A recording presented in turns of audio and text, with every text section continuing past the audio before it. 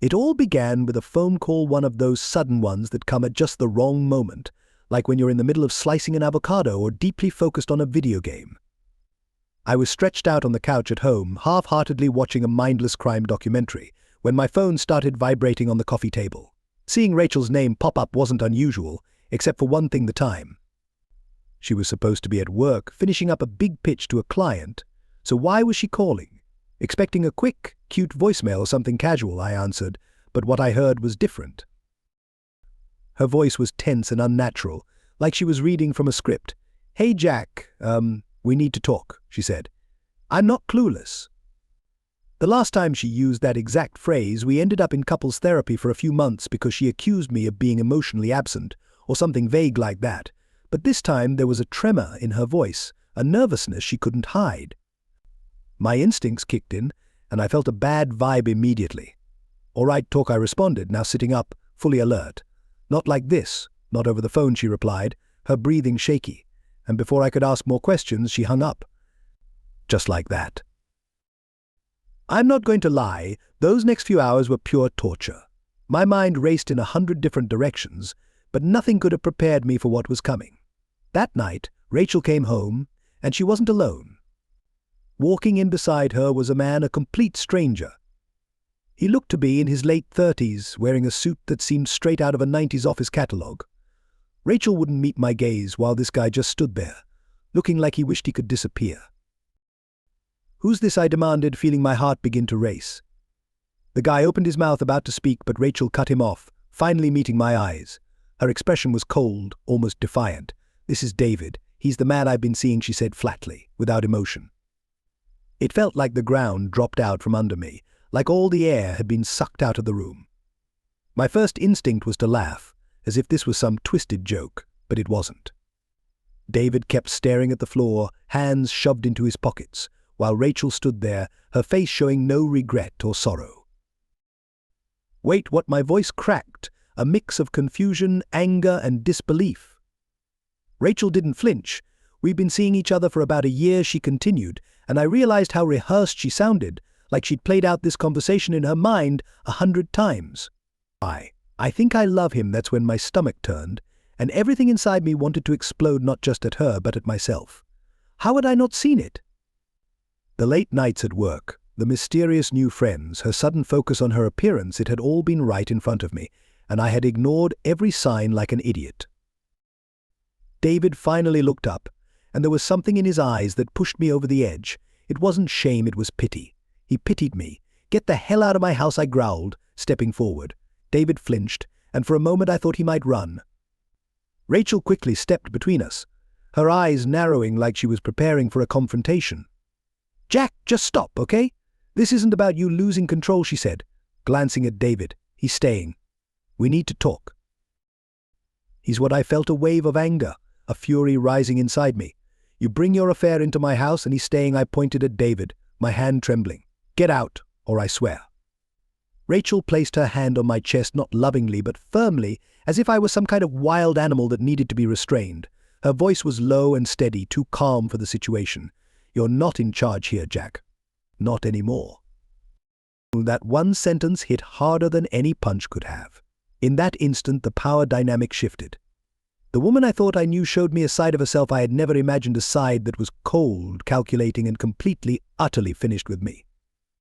David took a step back, mumbling something about waiting outside, and slipped through the door like a ghost. It was just me and Rachel now, standing there in the aftermath of her confession. Why, it was all I could manage, my voice barely above a whisper. She sighed, running her hand through her hair, not even looking at me. "You really want to know?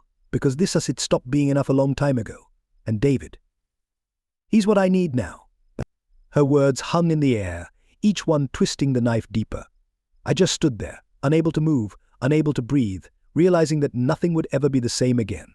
Rachel's voice echoed in my head, cold, detached, final. I couldn't process it. Every part of me wanted to scream, to rage, to somehow turn back time and make this nightmare go away. But all I could do was stand there, staring at the woman I once thought I knew, now a complete stranger. How long my voice cracked as I forced the words out, each one like a dagger twisting deeper into my gut. How long have you been seeing him? I needed details, something concrete to hold on to, anything that might explain the madness unraveling before me. Rachel rolled her eyes, like this conversation was beneath her, like my pain was just an inconvenience. But I had already told you about a year, she said, her voice dripping with irritation. Jack, can we not do this now? You asked, trying to avoid the drama. I told you, it's been a year, an entire year. That meant the whole time we went on that romantic getaway to patch things up, she had already been sneaking around. While I was cooking her favorite meals, trying to revive our evenings, she was with him. While I was making plans for our future, even thinking about a family, she was somewhere else. It felt like the last 11 years of my life had been hit with a sledgehammer, smashing it all to pieces. Something snapped inside me, not just anger, but pure rage. I couldn't contain it anymore. My hand flew out, knocking over the vase on the kitchen counter, sending glass shattering across the tile floor. Rachel flinched, her face showing a brief flicker of fear before hardening into that mask of indifference. Are you finished? She asked, her voice cold, her gaze piercing. She stepped over the broken glass as if it were nothing, as if the mess I'd just created was merely another inconvenience for her. No, Rachel, I'm not finished, I spat, barely controlling my fury. You walk in here with that guy, tell me you think you love him, and expect me to just what? Accept it. Let him stay while we talk, I laughed bitterly. What kind of person does that? What happened to you? She shook her head, almost pitying me. You really don't get it, do you? I called you today because I wanted you to hear it from me before everyone else finds out. David's wife knows. That's why I brought him here. David's wife, the words tasted like poison. He's married. It just kept getting worse. Every new piece of this story was more rotten than the last. So you're the other woman too? Both of you wrecking 2 marriages for what, Rachel? For a thrill. She crossed her arms, her lips tightening. Stop trying to make me the villain here, Jack. You were never around, always at work, always stuck in your own head. I needed more than what you gave me. David understands me in ways you never did. And yes, he's married was married. It's not just some fling. I took a step back, my heart pounding, anger mixing with something colder, heavier. So this is it, huh? You're running away because things got too real, too hard. Rachel let out a laugh. But it wasn't the warm, genuine one I once loved. It was hollow, almost mocking. Maybe I am, or maybe I just realized I deserve happiness. And you know what? I don't regret it. I couldn't believe the words coming out of her mouth.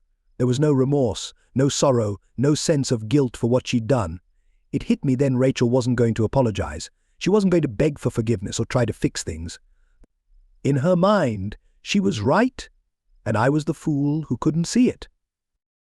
Suddenly, the front door opened, and David stepped back in, his eyes wide as he took in the broken vase and the tension in the room.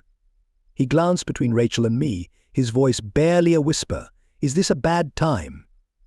Rachel turned toward him, and in that instant it was like I didn't exist. Her eyes softened, warming as she looked at him, something she hadn't done for me in years. No, it's fine, she said softly, reassuring him as she placed her hand on his arm like they were already a couple, like they had built some secret world I could never enter. Something inside me shattered. It wasn't just betrayal, it was her rewriting the story of us while I was left holding the torn pages. I grabbed my keys off the table, the metal biting into my palm, and turned toward the door. I'm leaving, I said, my voice barely steady. And when I come back, I want you both gone. Do you hear me, Rachel? I want you out of my house. She didn't respond. Her focus stayed on David, like he was the only person who mattered. And that, more than anything, was the answer I needed. I slammed the door behind me, the sound echoing through the hallway. I didn't know where I was going, didn't have a plan, but I knew one thing: this was the end. The end of us, of who I thought I was. And maybe, just maybe, it was the beginning of something else, something where I could finally see her for who she really was. I drove for hours that night, no destination in mind, just an endless stretch of road illuminated by the headlights. The hum of the engine was the only sound breaking the silence of my thoughts. I had nowhere to go, no idea how to begin processing what had happened. Rachel's words, her indifference, David standing there in my home, it all played over and over in my head like a loop I couldn't escape. I eventually found myself in a parking lot on the outskirts of town, near a row of closed shops and a deserted diner. I pulled in, turned off the car, and sat there in the darkness, which wrapped around me like a blanket. The storm I had been holding back for hours finally hit me. Tears I hadn't expected streamed down my face as I slammed my hands against the steering wheel. How could she do this? How could she look at me, with those eyes that once held warmth and love, and tell me I was nothing to her now? That everything we had built was a joke. I screamed, the sound muffled by the closed windows, but it didn't matter, there was no one around to hear it anyway. My phone buzzed on the seat next to me. I glanced at the screen, ready to ignore whatever spam message had come through, but then I froze. It wasn't spam. It was Stacy, Rachel's best friend Stacy, the same Stacy who had called me just the day before, sounding hesitant, like she was on the verge of revealing something crucial but couldn't bring herself to say it. "Jack, I need to talk to you. I know about David. Please call me." My heart pounded in my chest as I stared at the message, the words blurring. I dialed her number right away, my hands still shaking as I pressed the buttons. After a few rings, Stacy answered. "Jack," she said, her voice a mix of relief and hesitation. "I didn't think you'd answer." "What's going on, Stacy?" I asked, my voice rough, cutting to the chase. "You called me yesterday, you knew about David, you knew something, just tell me everything." There was a long pause, and I could almost hear her inner conflict before she finally spoke, her voice hushed. "Rachel's been lying to you, Jack. I didn't want to get involved, but I can't stay silent anymore. She's not just seeing David, she's been planning to leave you for months. She was waiting for the right moment, for everything to be convenient." I felt my pulse in my ears as the words hit me like ice water. "Convenient," I repeated, disbelief cutting through my exhaustion. "Convenient for what, Stacy?" I asked. "For David to leave his wife," she answered, her voice trembling. "She wanted to be sure he was serious before blowing up your life. But Jack, it's worse than that." She paused again, and I could hear her swallow hard. "That's why my wife, who cheated on me with a married man 7 years ago, called me. That's what David's wife told me. Rachel's done this before." I froze, gripping the phone so tightly my knuckles turned white. "What are you talking about?" I forced out, barely able to breathe. 7 years ago, Rachel had an affair with another married man. His wife called me, completely devastated. I thought it was just some crazy story, but now, seeing her with David, everything makes sense. Stacy's voice shook, as though she couldn't believe the words coming out of her mouth. "Jack," she never stopped. She just found a new target. My entire body went numb as the coldness spread from my chest to my fingertips. 7 years ago, back when things first started to feel wrong between us, I had chalked it up to stress, work, or any excuse we told ourselves to avoid the truth. I had no idea that Rachel had been hiding something so twisted, so ugly for all this time. "Why didn't you tell me?" I managed to ask, my voice barely more than a whisper. "Because Rachel is my friend, Jack. I thought she could change. I thought she had grown up, that she wanted something real with you. But I can't keep lying for her, not after seeing what she's doing now. You don't deserve this, you deserve the truth." I hung up without saying another word, the phone slipping from my hand onto the seat beside me. 7 years, 7 years of lies, of being played like a puppet while she spun her web of deceit. And David, he wasn't the first. Not even close. The air in the car felt stifling, too thick to breathe, and I pushed open the door, stepping out into the cold night air. I needed to breathe, needed to feel something other than the crushing weight of betrayal. The stars overhead twinkled, indifferent to my pain, and I tilted my head back, staring at them, wondering how many more secrets Rachel had kept from me. How much of my life had been a lie. And then, out of nowhere, something shifted inside me.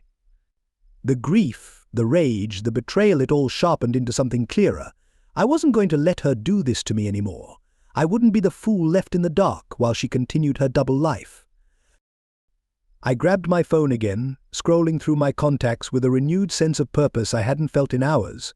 There was someone I needed to talk to, not Stacy, not a therapist, not anyone trying to make me feel better. I needed the truth from someone who had seen it all firsthand. David's wife. The phone rang, and after a few moments a tired, shaky voice answered. "Hello?" "Hi, this is Jack, Rachel's husband. I think we need to talk." There was a pause, followed by a deep sigh, a sound filled with more pain than any words could convey. "Yeah," she said softly, "I think we do." The next day, I met David's wife in a small cafe just outside of town. Her name was Linda. I had imagined this meeting in 100 different ways on the drive there, how she might react, what she would look like, how I would even start this conversation. But nothing prepared me for the actual sight of her. Linda sat by the window, a half-empty cup of coffee in front of her, staring blankly out at the street. She looked worn down, like she hadn't slept in days, her face pale and drawn, her eyes red-rimmed. When she saw me coming in, she gave a weak wave, and I walked over, feeling a mix of dread and determination settle in my chest. "Jack," she asked, her voice barely a whisper as I reached the table. "Yeah," I replied, sitting across from her. I forced a smile, but it felt hollow. "Thanks for meeting me." Linda nodded, her fingers gripping her coffee cup tightly. An awkward silence fell between us, heavy with the weight of everything we knew and everything we'd lost. I didn't know what to say or how to begin. What do you say to a stranger whose life has been torn apart by the same person who shattered yours?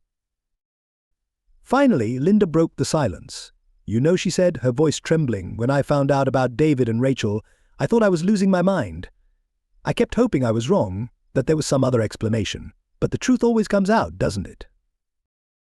I nodded, swallowing hard, trying to find my own voice. "Yeah, it does." I took a deep breath and decided to just say it. "Stacy told me about Rachel's past, what happened 7 years ago with the other married guy. I had no idea." Linda stared at me for a long moment, then let out a bitter laugh, shaking her head. "I wish I could say I was surprised, Jack, but honestly, when I found out about Rachel, I knew she wasn't new to this. The way David talked about her, the way she acted, it was like she had done it all before. She knew exactly how to manipulate him, to make him believe she was his escape." She paused, her eyes dropping to the table, and I could see the pain etched on her face. "David thought she was something special," she continued. "He said she understood him in ways I didn't anymore. I don't think he ever realized how much he was giving up for someone who was just playing a game."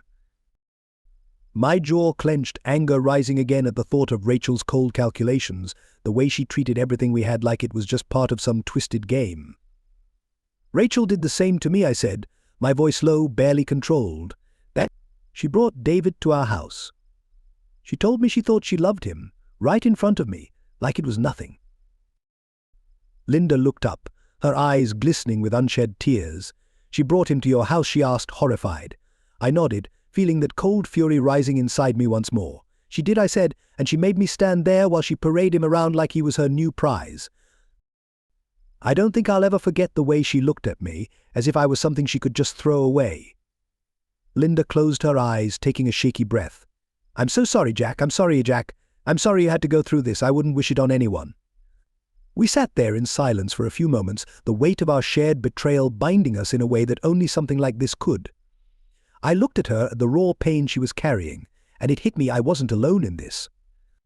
Linda had been used, deceived, and her life torn apart by the same people who had wrecked mine. "Do you know what you're going to do?" she asked softly, her voice barely audible. I shook my head. "I don't know," I admitted. "Part of me wants to burn it all down, and another part just wants to walk away and never look back. I'm still trying to make sense of it all." Linda gave a sad smile and nodded slowly. "Yeah, I get it. When I found out about David, I thought about leaving right away, but now I'm just numb. I don't know if I have the strength to keep fighting. He's trying to fix things, making promises, but they all feel hollow now." The thought of Rachel trying to fix anything felt ridiculous to me. I could only picture her laughing at the idea of an apology or regret. "Rachel didn't even pretend to be sorry," I said, the bitterness creeping into my voice. "She acted like I was the reason she needed someone else, like I was the problem." Linda nodded, her gaze lowered. "That's what they do, isn't it? They twist it around, making it seem like we pushed them to do it, like it's our fault. But it's not. They made their choices." She looked up at me, her eyes sharp with a clarity that made me realize she wasn't as broken as she seemed. "We didn't do this to them. They did it to us.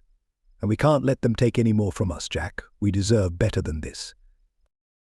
Her words struck something deep within me, igniting a spark of strength I hadn't felt in days. She was right. This wasn't my fault. I wasn't the one who had lied, cheated, or betrayed what we had. That was on Rachel and David. They made their choices, and now they had to deal with the fallout. I took a deep breath, nodding. "You're right.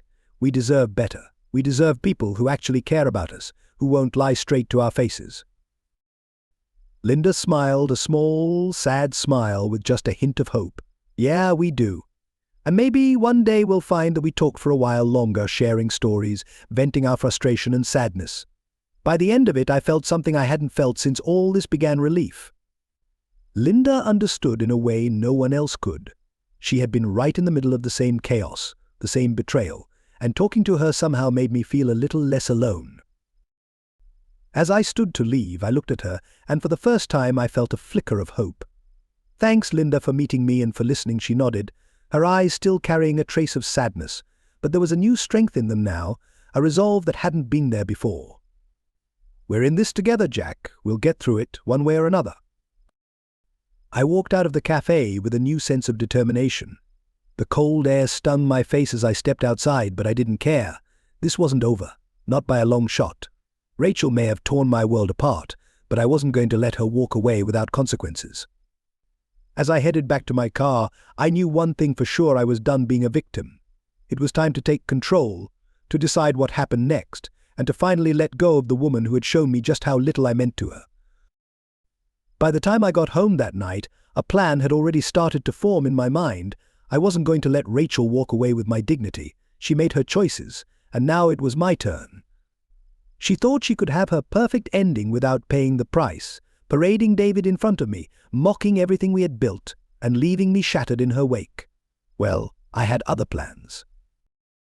As I stepped into the house, the weight of what I was about to do hit me. The house was eerily quiet, and for a moment I wondered if Rachel had actually taken me seriously and left. But then I heard voices coming from the living room. Her voice. His voice. They were still here, whispering to each other like teenagers sneaking around. My blood boiled as I approached the living room door, their conversation becoming clearer.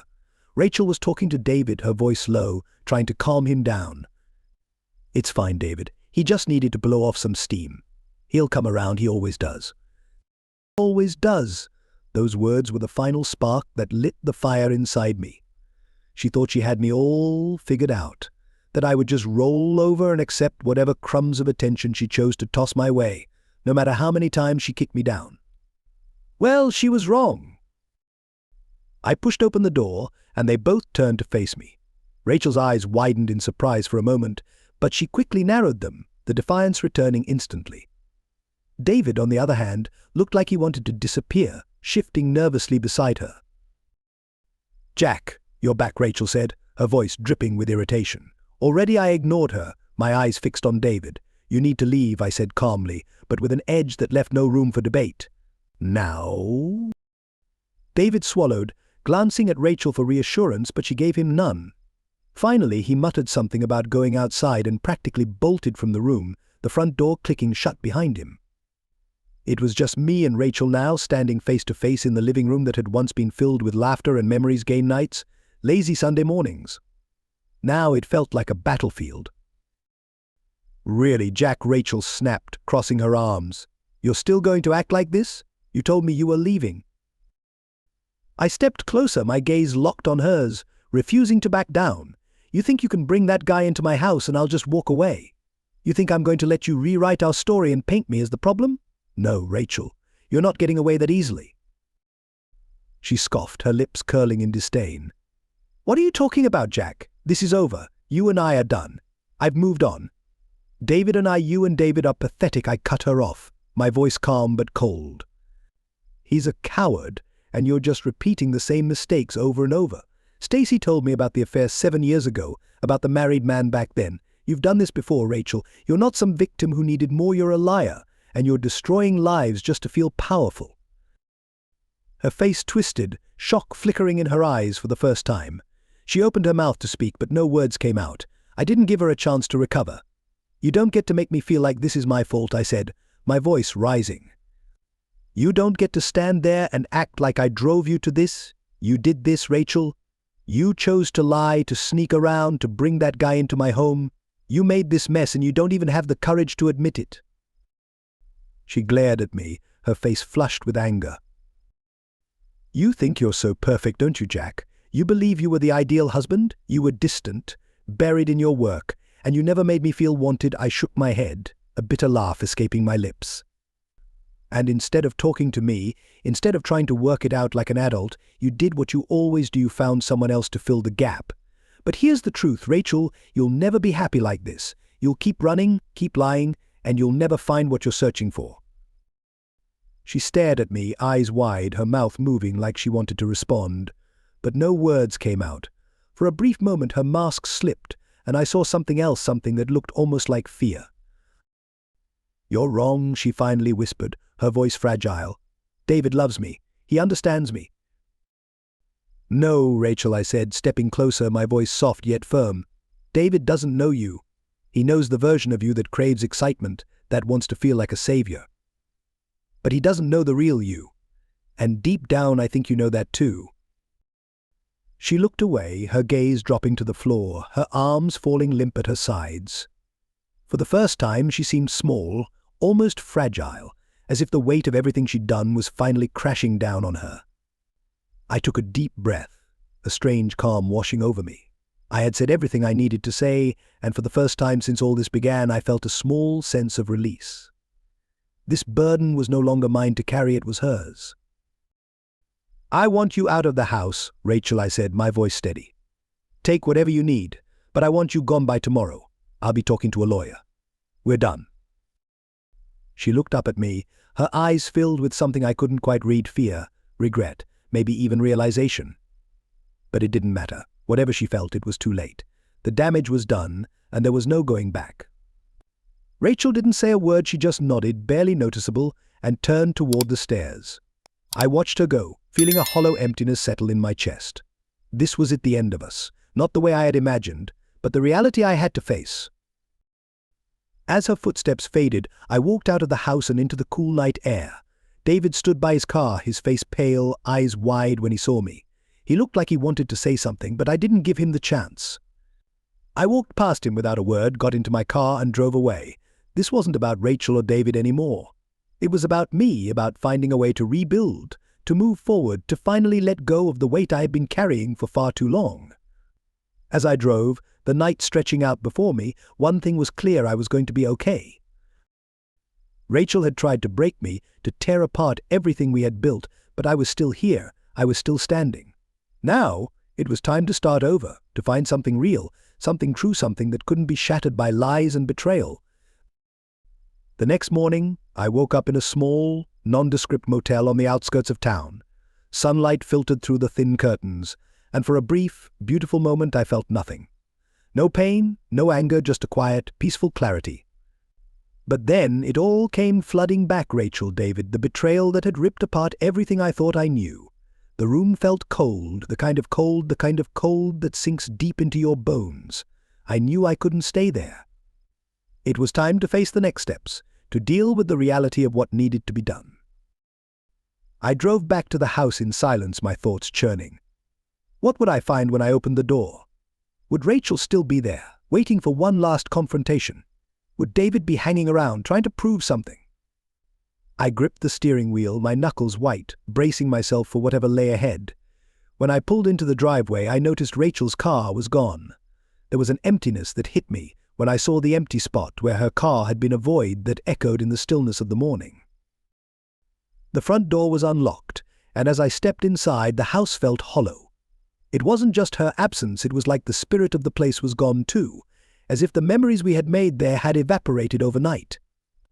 Rachel had left a few things behind, boxes near the door filled with clothes, some books, and a few other odds and ends.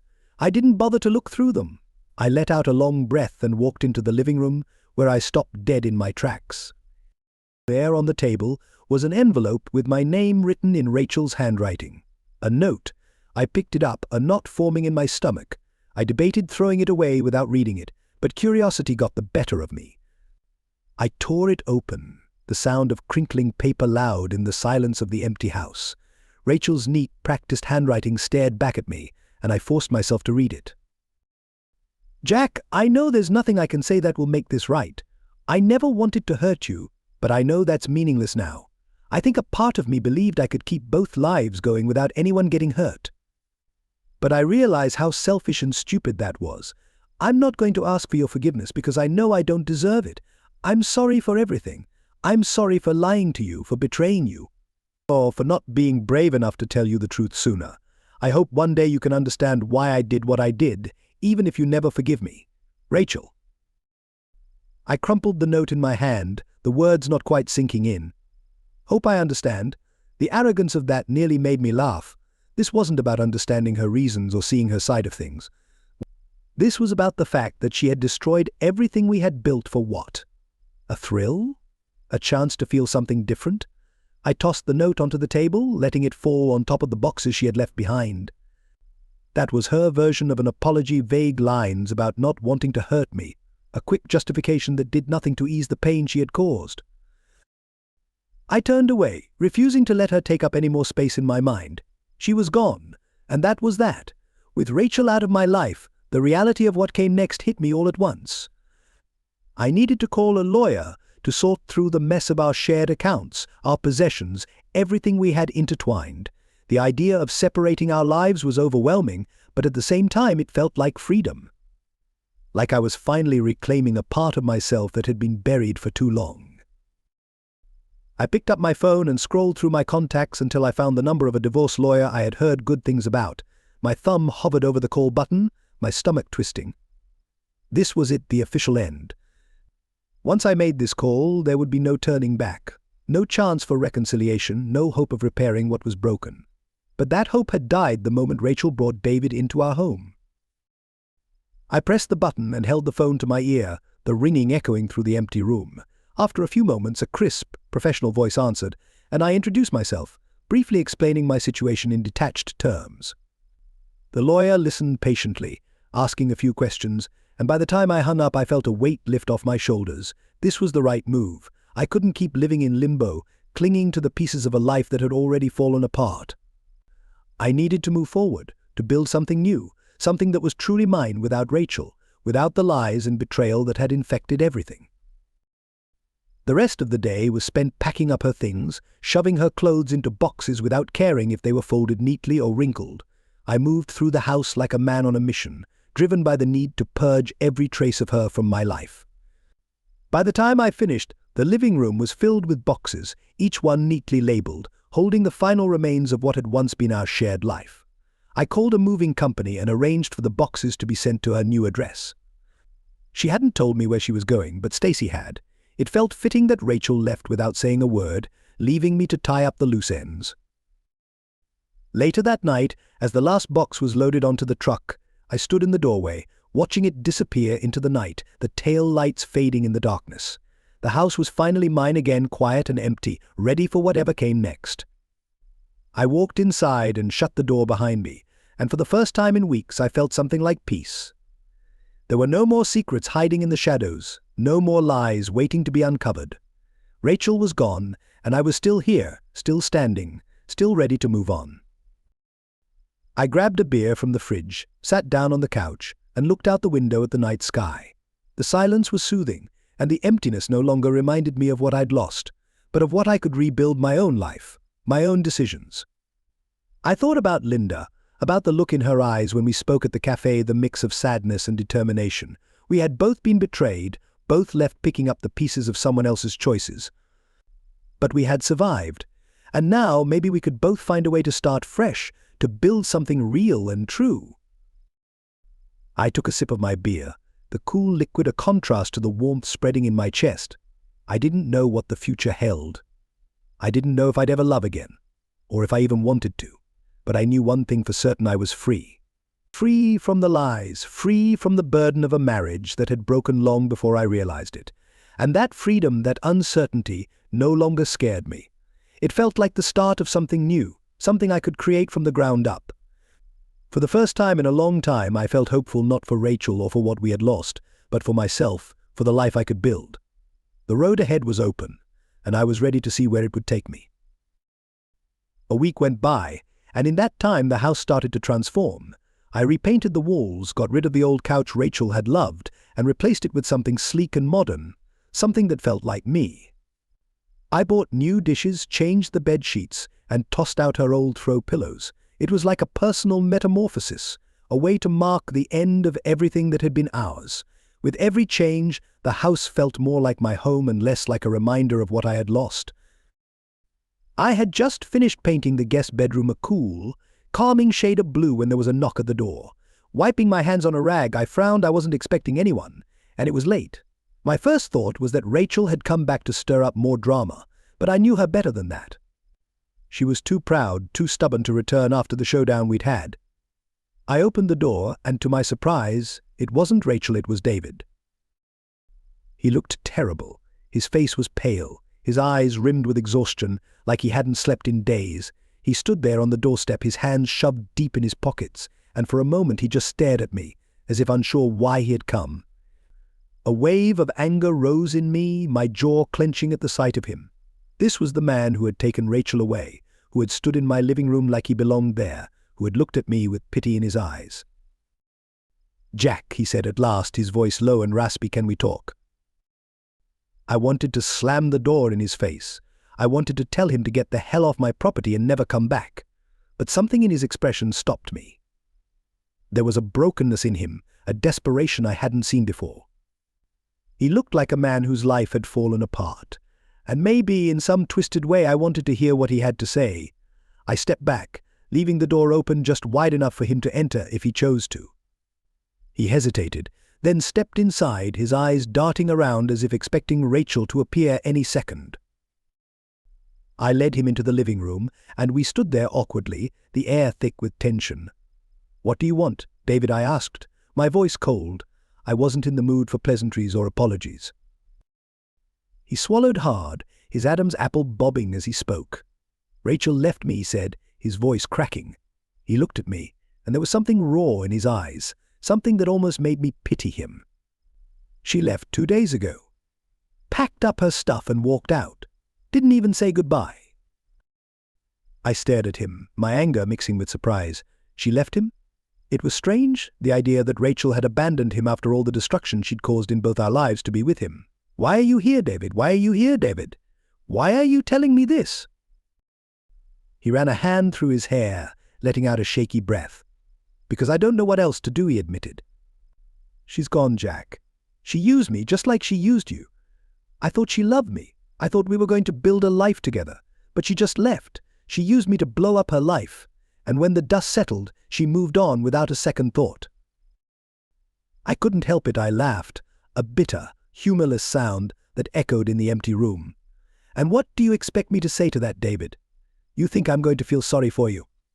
You think I'm going to help you pick up the pieces?" I shook my head, feeling the anger rise again, fueled by the sheer nerve of him standing here, seeking sympathy. "You destroyed my marriage, David. You came into my home, stood right in front of me, and took what wasn't yours. And now you want me to feel sorry for you because she did the same thing to you." My words struck him hard. His face crumpled, and for a moment I thought he might actually break down and cry. "I know I don't deserve anything from you," he said, his voice shaky. "I know I messed up. I needed you to know. I needed someone to understand that she didn't just hurt you, Jack. She hurt me too." I stared at him, my anger still simmering, but beneath it, something else stirred, a strange understanding. He was right. Rachel had used both of us, filling whatever emptiness she was trying to escape, and once she'd had her fill, she left us behind without a second thought. I took a deep breath, feeling the tension slowly leave my body. "What did you expect, David?" I asked, my voice softer now, though still laced with disdain. "Did you think she would be different with you, that she'd magically become someone she's not?" He shook his head, looking down. "I don't know," he whispered. "I guess I thought we were special, that she really loved me." I sighed, running a hand over my face, the exhaustion of the past week hitting me hard. "Rachel doesn't love anyone, David. Not really. She loves the idea of being loved, the excitement of it, the chase. But once she gets what she wants, she loses interest. That's just who she is." He lifted his gaze to meet mine, and in his eyes I saw a hopelessness I knew all too well. "What do I do now?" he asked, his voice barely audible. "How do I move on from this?" I studied him for a moment, the man who had once been my enemy, who had helped shatter my life. But in that instant I realized he wasn't my enemy anymore. He was just another casualty of Rachel's selfishness, another person left in the wreckage of her choices. "You pick up the pieces," I said at last, my voice heavy with weariness. "You start over. You learn from it, and you don't let it define you. You move on, David. It's the only thing you can do." He nodded, his eyes welling up with unshed tears. "I'm sorry, Jack," he said, his voice breaking. "I know it doesn't mean much, but I am. I wish I could take it all back." I nodded, though I couldn't bring myself to respond. Maybe one day I could forgive him. Maybe one day the anger would fade, and I'd see him as just another person caught in Rachel's web. But that day wasn't today. "You should go," I said, stepping back and opening the door. He nodded again, wiping his eyes, and walked out without another word. The door clicked shut behind him, and I stood there for a moment, letting the silence settle around me. I felt something shift inside. David's visit had been unexpected, and the pain he brought had reopened wounds I thought I was ready to close, but it also gave me something else, a sense of closure. Rachel was gone, and whatever power she'd held over David and me had vanished with her. I walked back into the living room, taking in the changes I'd made, the fresh start I had created for myself. It hit me, then I didn't need anything from Rachel anymore. Not her apology, not her explanations, not even her regret. I was finally free, and for the first time I truly believed it. Days turned into weeks, and life slowed down in a way I could finally appreciate. For the first time in what felt like ages, I wasn't waiting for the next blow, the next betrayal, or the next argument to keep a broken relationship afloat. I could focus on my own life now without strings attached or ghosts from the past lurking in the background. I started doing small things for myself, things I hadn't done in years. I went to the park with a book, finding a quiet spot beneath an old oak tree, losing myself in stories that weren't my own. I began hitting the gym more regularly, running until I could feel my heart racing, alive in a way that had nothing to do with anger or heartache. I reconnected with old friends, people I had drifted away from when everything with Rachel became too overwhelming. They welcomed me back without hesitation or judgment, like breathing fresh air after being stuck in a smoky room for too long. The house, too, continued to transform. I replaced the pictures of Rachel and me with new artwork, abstract pieces, bold colors that spoke of potential rather than memories of the past. I converted the guest room into a small studio, setting up an easel and painting again, something I hadn't done since college. It was messy and far from perfect, but it was mine, and that was enough. One day, as I sat in the living room with a cup of coffee, watching sunlight filter through the curtains, my phone buzzed on the table. Expecting a message from a friend or a work email, I glanced at the screen, only to see a message from Linda. "Hey Jack, I've been thinking. Would you like to grab a coffee sometime? Just to catch up?" I stared at the text for a moment, a slow smile spreading across my face. It had been weeks since I last saw Linda, but not a day had passed that I hadn't thought about her, about our conversation, about the connection we had formed through shared heartache. It wasn't romantic, not like in the movies. It was deeper than that, something real. We had both walked through the fire and somehow come out stronger on the other side. I typed out a quick response. "I'd love that. How about this weekend?" Her reply came almost immediately. "Sounds perfect." That simple message brought a warmth I hadn't felt in a long time. It was strange how something so small, so ordinary, could make me feel like I was stepping into a new chapter. When Saturday arrived, I was surprised by how nervous I felt. It wasn't a date, I reminded myself. Just coffee, two people who understood each other, who had been through hell and come out still standing. But as I stood in front of the mirror, adjusting my shirt, making sure I didn't look like I had just rolled out of bed, I realized it meant more to me than I had been willing to admit. We met at a small cafe downtown, a cozy spot with mismatched chairs and a warmth that made you feel welcome. Linda was already seated when I arrived, holding a mug in her hands, a soft smile forming on her lips as I walked in. "Jack," she greeted me, her voice light, almost as if she were relieved. "I'm glad you came." I sat across from her, returning her smile. "Of course, it's good to see you, Linda." For a while we talked about the little things, work, hobbies, the books we were reading. The conversation flowed easily, and I found myself laughing more than I had in months. Linda had a dry wit that I hadn't noticed before, and her eyes brightened when she talked about her passions, cooking, hiking, and the art classes she had recently started. Eventually, though, as often happened, the topic shifted back to Rachel and David. But this time it didn't hurt the way it once had. It felt like we were looking at something from a distance, something that had happened a long time ago and no longer had any control over us. "How are you doing?" Linda asked, her eyes studying mine with genuine concern. I took a moment to think before nodding, a slight smile forming on my lips. "I'm okay, actually. I think I'm better than okay. It's strange, but I feel free for the first time in a long while." She smiled softly, her eyes filled with understanding. "Me too. It's like I can finally breathe again, you know. It still hurts, but not in the same way. I'm not carrying it around with me anymore." We sat there in a comfortable silence, sipping our coffee and enjoying the moment. As I looked at Linda, I realized that maybe this was what healing really looked like. Not some huge revelation or sudden burst of joy, but small, quiet moments like this, genuine, simple, shared with someone who truly understood. "Jack," she said softly, breaking the silence, her voice a little unsure. "Do you ever think about what's next for you? I mean..." I met her gaze, seeing the uncertainty in her eyes, and I understood what she was really asking. I reached across the table, letting my fingers brush against hers in a small gesture that felt like a promise. "I don't know what's next," I said honestly, "but I'd like to find out one step at a time." She smiled, her fingers gently curling around mine, and in that moment I felt something shift inside me.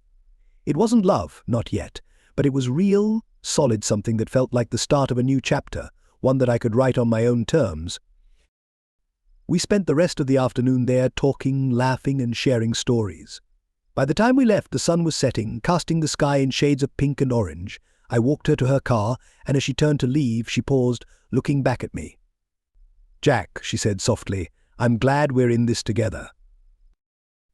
I smiled, warmth spreading through my chest. "Me too." "Linda," she gave me one last smile before getting into her car and driving away. I stood there for a moment, watching as her taillights disappeared down the street. The air was cool, the sky growing darker, and I took a deep breath, feeling a peacefulness settle over me. Rachel had tried to break me, to strip away everything I was and leave me with nothing, but she had failed. I was still here, still standing, still ready to move forward. And now I wasn't alone. As I walked back to my car, I felt a hope I hadn't let myself feel in a long time. The past was behind me, and whatever the future held was mine to shape. For the first time, I truly felt free.